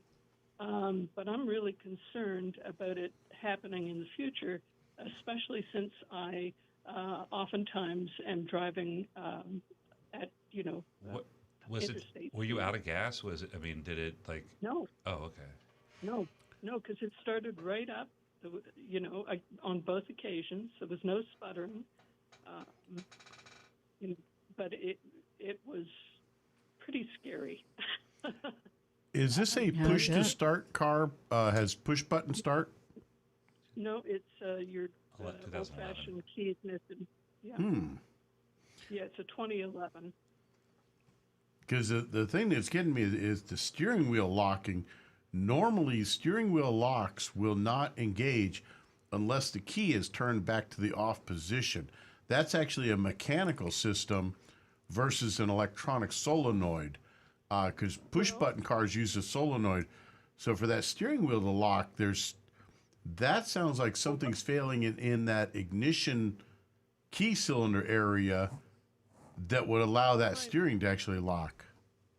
Yeah, my friend Dawn Brown cautioned me about, did it actually lock or was it just hard to turn? Yeah. In my which I appreciate those are two different things. Yeah. And in my recollection, it locked. Like it would, I was highly energized at the time, and I could not turn the wheel. Oh, because my first thought would be you have an electrical issue that caused it to shut off. A loss of power, loss of ground somewhere that caused the computer to shut the engine off. But that steering wheel locking is very concerning to me because of the issue that, like I say, when a normal on a key type system where you have to turn the key to start the engine, the steering wheel lock, like I say, is mechanical, not electrical. I would get that to a dealer and have them check it out very thoroughly to make sure if there's something going on, because that is extremely dangerous if that steering wheel locked.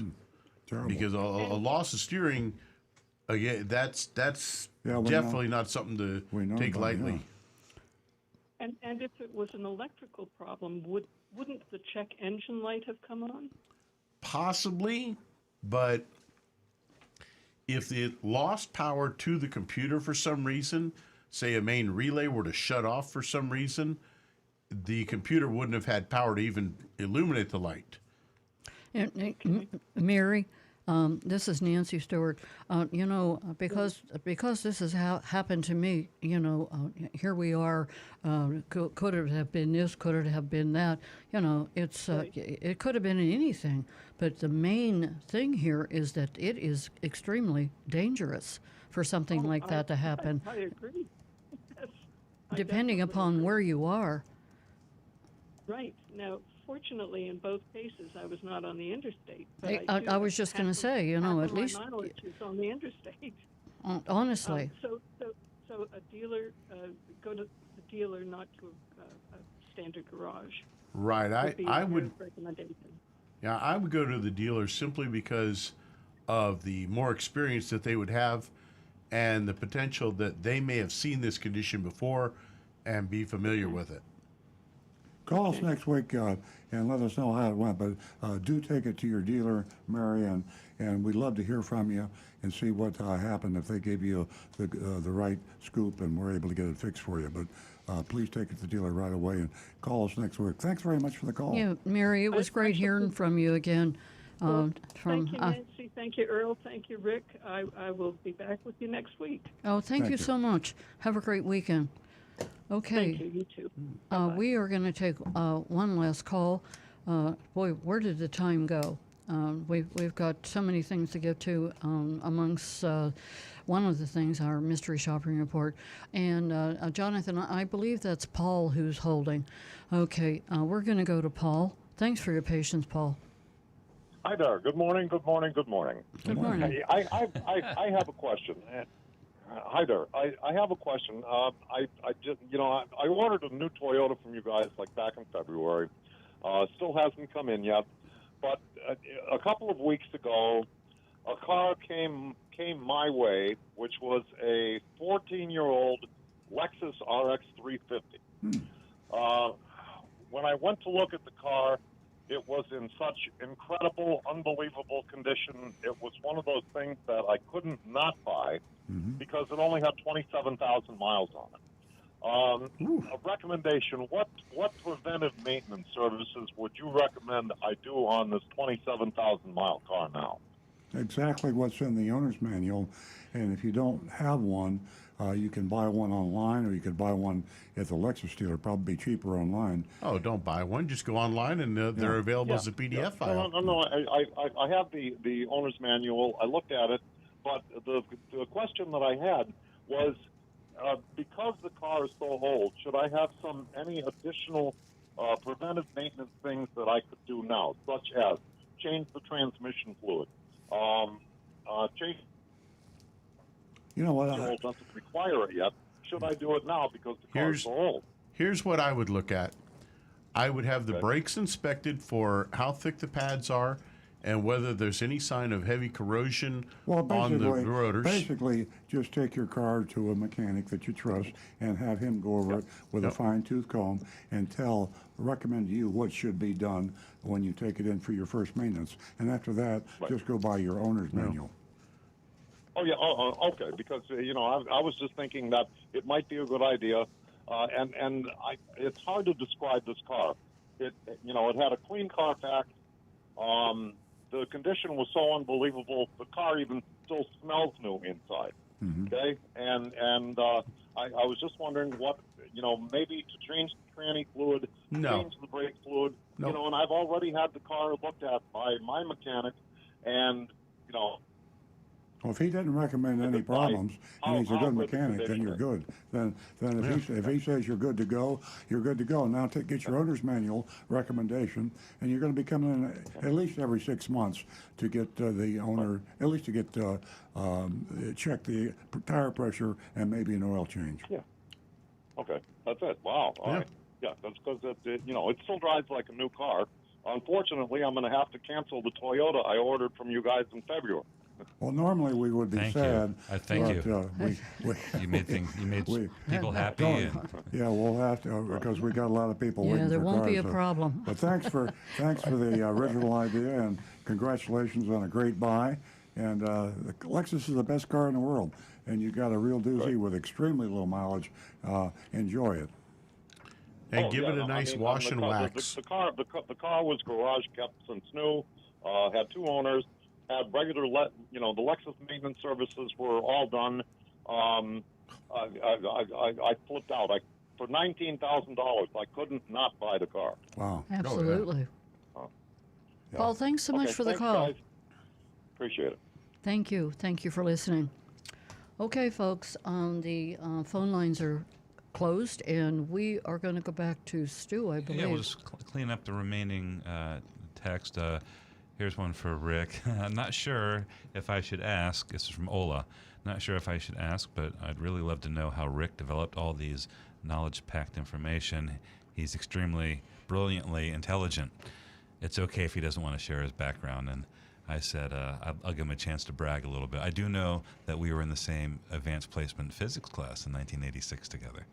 I am a nerd. I read things, and I have a little bit of a gift of a relatively good memory. He drinks wine and knows things. Yeah. Yep. And he's really good That's with what Google. I do. He's really good with Google. That too. Yep. That memory is really, really important. Yeah. It just, I have good retention on a lot of knowledge, and Yeah. cars interest me. I love the technology, so I read a lot about it. I learn a lot about it, and I've got good retention. And he likes to talk to people. He's a very people-friendly person. And unlike a lot of mechanics that are, they don't want to get involved with customers, Rick likes to talk to the customer. And you can find out more from asking the right questions of a customer than you can with your diagnostic machinery. I mean, you really need to hear the fact. When you come into a car dealership today, you talk to a service salesman, he listens to you. This guy might probably never worked on a car in his life, and he's going to come up with some ideas. He's going to send to a technician who you never see. He's going to rely a lot on the service salesman said that he wrote down on your repair order. If you could talk to a guy like Rick Kearney when you go into a service department, directly to the technicians that are going to work on your car, and he knows the right questions to ask, you'll get a lot better repair. So that's the reason Rick is such a great mechanic. That's a really good point that you point out about Rick. And anyone who has listened to the show probably picks up the fact that he is a people person. And to my point, automotive news, they point out exactly that is something that they don't always find in a mechanic or anyone who works in that field. And guess what? As far as looking for mechanics, they have really switched over to another pool talent, they call it, and that is someone who communicates with people, like Rick. And they're few and far between, but it is an important talent, and you can't go to school to learn that talent. Thank you for all you do. Stu, we got any more texts? Yeah, the last one came in. It's from Fiona, and she needs our help in buying a new car. She says, my manager is a diehard fan of the show and encouraged me to listen in. Yesterday, I read almost every blog you have ever posted, literally. Wow, that's a lot of blogs. I was counting them. There's a lot. Yeah. I'm a woman. However, I am shy, embarrassed, and rather emotional at this moment, considering my debacle. That's the only reason I haven't called in this morning. But I'm willing to share my experience, not just today. I'd rather not be so emotional. I'm hoping that someone there will help my car buying and her process. This week, I've made several attempts to purchase a vehicle, most recently by utilizing Costco's auto program. However, the authorized dealer contact will not email me the member-only price sheet. That's the question. Call Costco Auto. They have to. The rules are they have to show it to you. Whether they, emailing it, they're okay with that. So there's no reason they shouldn't do that. Maybe you have somebody who's not trained, but they need to they need to give you that sheet. Yeah, Now, go to the CostcoAutoBuying.com. There's an 800 number for Yeah. free toll. Call that number. Right. Tell them who you are. Tell them who the dealer are, who the dealer is, and what the problem is. And they will call the dealer and they will admonish him. And dealers have to follow the rules if they want to be Costco recommended. Now, Fiona, if you don't have to get a car, put this off, because even through the Costco program, it's still not a good deal, and dealers are not going to be willing to. They feel right now that they're entitled to these huge profits that they're getting. So even the Costco auto buying program is not. And when you nothing. buy the car, if you do wait. buy it from the Costco auto dealer, put on your buyer's order, your sales contract, that the dealer agrees to sell you that car at the Costco recommended price at the time you take delivery, because that can change. It's not going to go up. It's probably going to go down. Might not go down, but it's a safety factor. You don't want to sign a contract at a price today and have prices $1,000 cheaper in 6 months when your car comes in. So be sure the dealer agrees to sell you at the Costco member price at the time you take delivery. All right. All right. I think we are all caught up. Okay. I'm going to get into the mystery shopping report in just a second, but there's a very important issue that we talked about 3 or 4 weeks ago. We haven't talked about it much since then, and it has to do with the purchase option price and the lawsuits out there, because the dealers are trying to take cars from customers, leasing customers, and buying them below the market value is so high, the purchase option price is a huge bargain. And if you're a leasing customer now, you should always exercise that option price. Whether you want to keep the car or resell it, there's a lot of equity. Moshe Katzberg is going through a class action suit. I should have called him. I didn't. He's involved in a class action suit for dealers that are doing just this. They are refusing to honor their lease contract, and that's a violation of the law. Automotive news this week. Lawsuit. BMW kept equity after car totaled. BMW is being sued in California. The lessor driving the car totaled the car. The car is totaled. It goes, of course, back to the leasing company. The glitch is that the value of the car, the replacement value of the car, is thousands of dollars higher than the residual value. If it had not been totaled, he could have exercised the purchase option price and had a car thousands of dollars below market value. In this case here, it was totaled. So BMW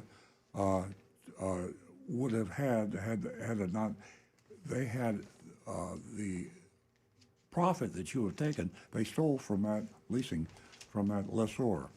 So if you're leasing a car today, just remember this, if you don't remember anything else, you have a purchase option price on that car. If you leased a car 3 years ago, it's coming up real quick, and that purchase option price is thousands of dollars below what you can sell it for. So you have to buy the car at that price. The law requires you can buy that car from the leasing company, through the dealer maybe, but through from the leasing company at the purchase option price, turn around and sell it to the dealer or somebody else for thousands of dollars more. So don't forget that. I promise to get a hold of Moshe Katzberg before next Saturday, see how the class action suit's going along. Very, very important, because a third of the cars on the road right now are lease cars. You got one chance out of 3 you're driving a lease car, and you have a gold mine hidden in that residual value. You may not know about it. So we'll talk about that next week. Now I will get to the mystery shopping report. The mystery shopping report. Before you get to the mystery shopping report, let me tell our listeners, you too can vote on our mystery shopping report, and we do enjoy hearing from you because you guys make the show, as I say every week. So give us a text. Let us know how you feel about the mystery shopping report. The mystery shopping report comes from Hollywood Kia this week, and our text number is 772-497-6530. So take advantage of that. We would love to see and hear how you feel about the mystery shopping report, because there's so much that goes into this mystery shopping report, and we're here to help you. Thank you. Hollywood Kia, for a lot of you folks that are all over the world streaming this is Hollywood in Florida, not the Hollywood in California. A lot of confusion there. A year ago, we shopped Hollywood Kia in Hollywood, Florida. If the South Florida retail car market is the beast, I love this, Stu wrote this, it's a beautiful paragraph. I mean, you could get a Pulitzer on this right here. Thank you. If the South Florida retail car market is the beast, Hollywood, Florida is the belly of the beast. I love that. Located in the southern end of Broward County, right near Miami-Dade, Hollywood is nestled in one of the most densely populated areas in the United States. Amazing. I mean, I won't go into the detail of how we know that, but It's just the wall-to-wall people. It's the fourth most densely in the United States. Yeah. It's a cultural melting pot, a retirement destination, a tourist mecca, a playground for the wealthy, and effectively unregulated competitive environment for car dealers.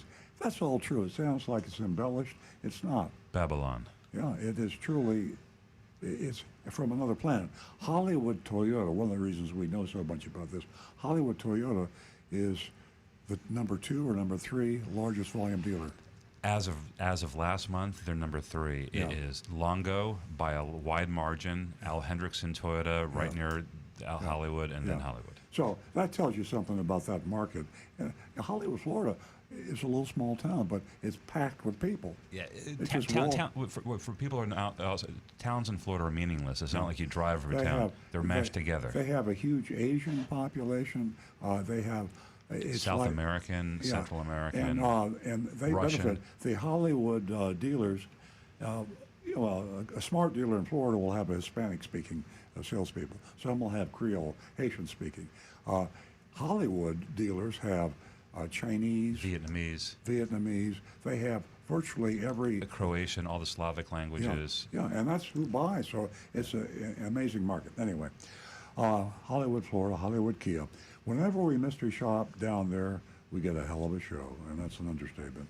We were drawn to Hollywood Kia last year because their website proclaimed them to be, and I choke when I choke. They're hard to say this. The home of no dealership fees. That's the big lie. The big lie. Hey, forget about Trump. If you go to Webster's and you look it up, the big lie, it says Hollywood Kia statement, home of no dealership fees. The gall that they have to say that. What Agent Lightning discovered, that's our undercover agent, was that Hollywood Kia was a home of a big fat addendum and nearly $1,000 in what they called government fees, but you can't have that many government fees. So they relabeled their dealer fees something else, and they're saying, well, we don't call it a dealer fee, so we don't have any dealer fees. I can only speculate, but I think what they have is they have the tag registration fee, which would be a government fee, mixed into that Tag with agency other fee, things, right? Electronic filing fee. But there's no way, I've never seen a $1,000 tag fee. Ain't gonna happen.com. This dishonesty was galling us to us, and was galling to us, and despite the kind of treatment by the salesperson, we gave them a big fat F last time we shopped them, and they're on the good dealer, bad dealer list. We get very few Fs, folks. We grade on the curve. I mean, when they're bad, we give them a D. They got to be really bad to fail, so they were really bad. We called on the owner, Jonathan Levy, to take down the no dealership fee. We said, Jonathan, take it down. You probably don't even know about it. We gave him the benefit of the doubt. Well, you should talk to his son. They should talk to his son. On the lighter side, last year we know that Levy's son, Josh, the general counsel of the dealership, he should know too. Josh He's is the not lawyer. doing his job. Yeah. Was elected mayor of Hollywood. So the mayor of the belly of the beast. Right. Something doesn't sound right. Son is a lawyer. You can't make this stuff up. On last year's report, Hollywood... Oh, no, you missed the second part of that sentence. Oh, yeah, he was reelected. Yeah. Right. Yeah, Josh Levy was reelected and will serve as mayor through 2024. I'd love to see the election system in Hollywood. I mean, the belly of the beast. I'd like to see how easy it is for Hollywood Toyota to get a sign put up in Hollywood. Yeah. On last year's report, Hollywood Kia priced their car about $1,000 over MSRP with a crazy $953 government fee. Today, this sounds like a great deal, but remember, in June 2021, the inventory crunch was just beginning. Things are different now, and Agent Lightning knows this better than anyone. Here's our report. I'm speaking as if I were Agent Lightning. My initial experience was strange. I walked in the front door, and I approached a customer service desk. A man was sitting there, and before I could speak, he stood up and walked away without acknowledging me. I mean, this is something you don't see in car dealerships. Then I heard a shout coming from my right. A salesperson wanted to know if I needed help with anything. He was leaning way back in his chair, very informally. I turned to the guy in the chair and said I was hoping to buy a new car today. He remained seated and waved at me. He waved me over. I walked over and sat down in front of his desk and said I was interested in an economical hatchback or small SUV. I said I doubted if they had one in stock. The salesman said, "Oh, we do. In fact, we got one over there." He said that a new 2022 Sportage in white was just becoming available. According to him, a customer had ordered it a while back and it arrived 3 days ago, but the customer hadn't responded to their phone calls or texts. He offered to show me his unanswered text messages. I declined, and he said, why would you doubt his word? I swear to God. I declined, and I said I believed him. I said I was very interested in seeing the white one, the only one. He had me follow him while he got his keys, and then he led me outside. I asked him if he had a name, and he said, this is all so strange. Yeah. He said, Akil. Yeah. Akil. It's spelled Achille, but his name is Akil. That would have worried me right there. A killer would worry me. Right. It's sort of like Achilles, but without the S. Yeah, exactly. And mispronounced. Akil. So, I wonder what nationality it was. Anyway, we found the car, a new 2002 Kia Sportage X-Line, all-wheel drive. The MSRP was $34,905. There was no addendum on the car. But there was on the manila envelope that Akil left on the front seat. On the front seat. So, of course, the addendums are obviously for disclosure, and they're supposed to be on the window for the customer to see. You don't put it on the deal envelope. Yeah, he was carrying it around. And carry it around with you, but that's how Agent Lightning, Eagle Eye Lightning saw it. Mm-hmm. She misses nothing.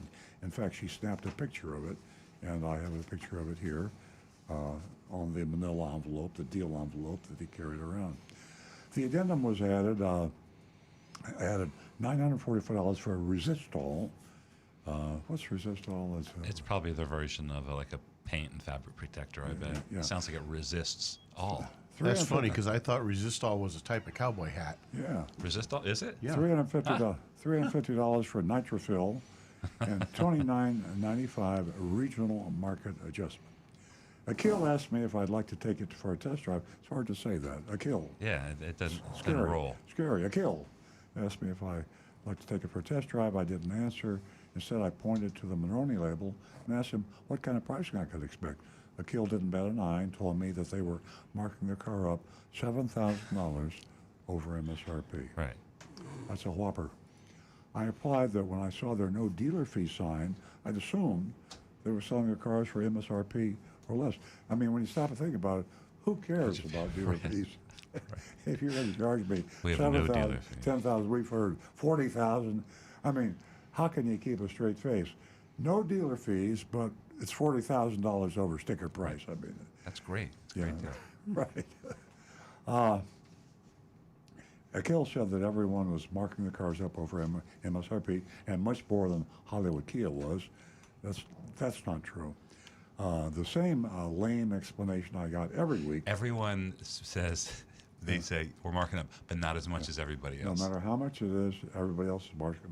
And the sales manager tells them, maybe the dealer tells us, hell, you don't know who the liars are and who the misinformed are. I didn't say anything about the addendum. I saw him with a much smaller markup. Akil tried justifying their huge premium by telling me I would get a lifetime powertrain warranty, which is absolutely worthless. They're free. I mean, they should be free because that doesn't mean anything.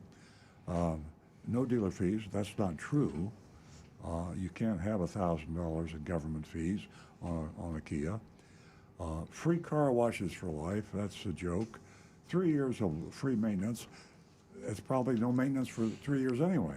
Probably from Kia. I'm not sure though. I don't know what it is on a Kia, but if it is, it's nominal. 3 years of in a 5-year, 60,000-mile bumper to bumper, and that's the Kia factory warranty. Kia's got a nice long warranty. Yeah, they're not giving you anything, but they're charging you $7,000 over. I told him I wanted to pay cash, and my father was providing my funds. I said there was no way he was going to agree. My father, $7,000 over MSRP. Akil ignored me, suggested we go drive the car. I told him I didn't want to drive the car in the crazy Hollywood traffic. I had endured on the way over. Akil then asked me if I wanted to go ahead and buy it. I said he would answer. I said I'd answer the question after I saw the out-the-door price. Out-the-door price. Please remember the definition of an out-the-door price. That's the price you pay. You write the check out, you hand it to the salesman, you get in the car, and you drive it home. That's what disappears from your bank account. Definition, exactly. Right. Okay, out the door. Akil led me back inside. We sat down at the same desk. He spent several minutes typing in his computer without saying anything. I finally spoke up and asked if he needed anything from me. He said not yet. He was having problems logging his computer. I mean, a normal person would say, I got a problem with the computer. Listen, he just kept typing. I want to tell you something. When I was writing this thing up in Agent Lightning's notes, she timed it, and she sat there for 12 minutes as he typed on his computer. And I didn't think you were He never said anything. And I didn't think you would believe that, so I just said several minutes. But it was 12 minutes. He couldn't log into his computer, and then she finally says, "You need something from me." Akil is a strange person. Akil gave up, picked up a pen, asked me for my name, address, and phone number. Then he left to see the sales manager. He's back in a few minutes with a worksheet. Top line: $43,295. $8,390 it just keeps over going MSRP. Up. Not $7,000, folks. $8,390 over MSRP. There was a $959.50 in government fees.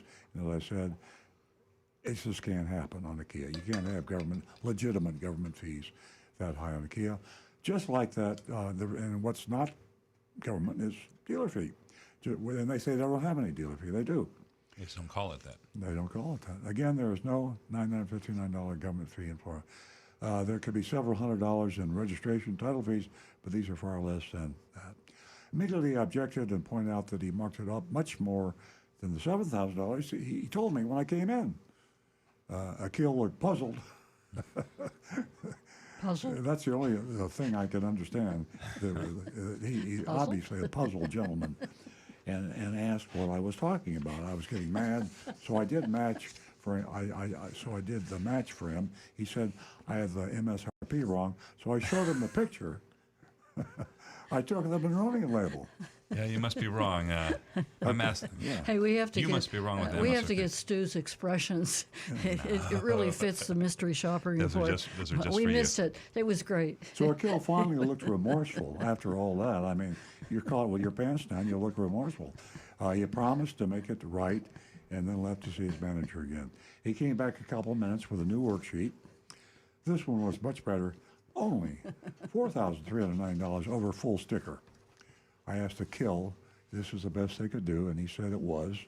At this point, I didn't have the energy to start another argument, so I told him I would text a picture of the worksheet to my father, and I'd get back to him. So this is all documented. I didn't show you all the pictures. She's got them all, including the Manila. I think deal Jonathan sheet. puts them up on the Oh, on the good, live stream good. so people can Yeah. see. So they saw the sign that said "Home of No Dealership Fees." So there you have it. I mean, I don't like to taint the thought of the voters, so I won't say how I feel. I will say that my heart rate is 135, and I'm feeling faint because of this report, but I won't tell you why. We'll go around and as the votes come in and see what our listeners. Remember, we're great on the curve on this show, and with the average dealer is not very good, and so you can have someone that's not very good. Sometimes we'll give them a C, and if they're bad, sometimes we'll just give them a D. You got to be really bad. I mean, really, really, really bad to fail. So keep that in mind. Let's hear what you have. They're coming in. Here are the grades. I think we hit a nerve here. Jonathan Wellington, lying about fees. What else would they lie about? An automatic F. No appeal required. They are the epitome of the do not shop list. Mark says, lock the front doors in Hollywood Kia. Triple F. Bob says, F for no dealer fee, Hollywood Kia. And we failed them last week for that reason. Last year, actually, the salesperson did a very good job, and Agent Lightning really liked them, but we still failed them because of the claim of no dealer fees, and then adding something that's clearly a dealer fee. Well, I forgot we did F last week. We got 2 in a row, highly unusual. Yeah, so this is both on the year anniversary. They failed 2 years in a row. For me, give them an F. Okay. Got Negan 1. D for Day of Reckoning is coming. Let's see here. Mark from St. Louis. I would a keel over for a more enjoyable experience. Grade D. Let's see. Guy Larrabee. A big fat F for me too, right off the beginning. Mark Smith. A phony Monroney label is a red flag for me. Tom Steckel. Resist all Hollywood car dealers. I like that. Mark Smith, D-. Scott Hunter, F. Brian Sedlatko, home of no dealership fees. My Kia, Hollywood Kia dealership deserves an F. Wayne Veit, huge F. Tom Steckel, F. They are rivaling Napleton for the bottom of the barrel. I say the D- because they just are playing those games. Very charitable. I want to make sure that Martha and Andrew know that they also submitted Fs for Hollywood Kia on Facebook. So thank you for the grades. Nancy.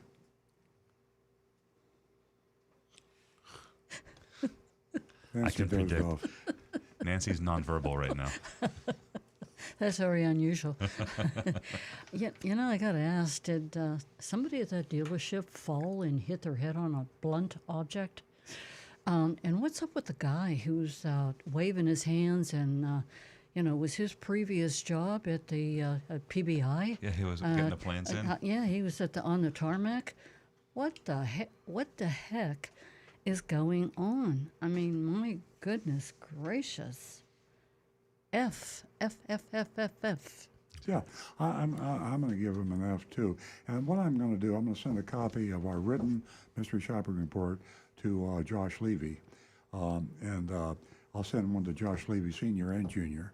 Yeah, and just say, please break down what the government fees are. Explain how if we will retract this on the air if we don't understand something. But I cannot see anything other than what. And I know we're almost out of time. I have one other revelation here. The belly of the beast. All the ethnic, all the different nationalities, all the different languages speaking, the melting pot. I found out, I didn't know this, you do not have to furnish a contract, a vehicle buyer's order, or anything else in the language of the buyer. Not in Florida. Not in Florida. In California, you do. Yeah. So I think one of the problems we have down there, people are signing things they can't read or understand. And I think maybe that's one of the reasons why the Hollywood dealers do extraordinarily well. That's not you're not being hyperbolic. I mean, a well-educated person has a difficulty understanding everything and will not read it in the contract. So the language issue. Yeah. Okay, we're out of time, and we are. I hope you enjoy the show as much as we did. I wish we would have been able to get Stu's expression as Earl was reading that. Jonathan might have. It was priceless.